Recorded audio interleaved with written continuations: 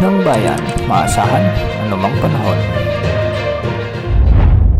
Magandang araw po sa ating lahat. Ngayon ay araw ng Huwebes, May 15, 2025 at narito na ang latest update sa lagay ng ating panahon ngayon. Sa kasalukuyan ay umiiral ang Intertropical Convergence Zone o ITCZ na nakakaapekto ngayon sa may Mindanao, samantalang ang mainit na easterlies pa rin ang nagdadala ng malinsahang panahon sa nalalabing bahagi ng ating bansa.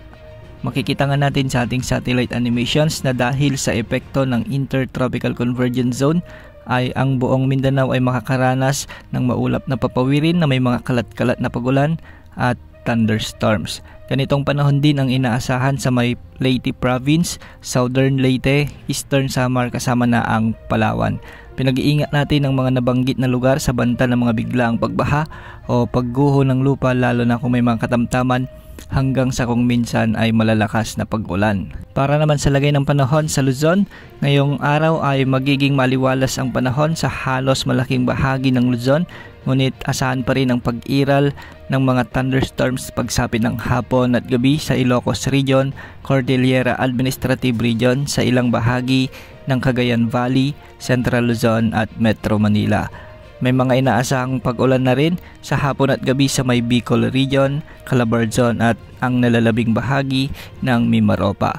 Samantalang sa Visayas naman ay magiging bahagyang maulap hanggang sa maulap ang mga papawirin na may mga kalat-kalat na pag-ulan at thunderstorms, at posible ang mga pag-ulan sa hapon at gabi dulot ng mga thunderstorms sa may Western Visayas, lalo na sa Capiz, Aklan at Iloilo. Sa Negros Island Region, ganitong panahon din ang inaasahan kasama ng Cebu, Bohol, ang Masbate at ang nalalabing bahagi ng Eastern Visayas.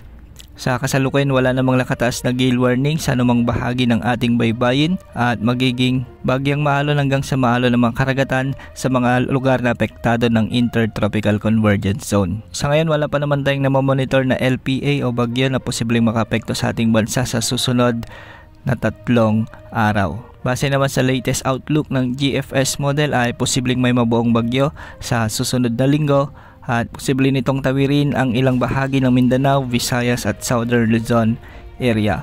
Marami pang posibleng magbago sa outlook na ito, kaya laging mantabay sa ating channel. Yan ang update sa lagay ng panahon. Ito po ang weather update ng bayan, maasahan anumang panahon.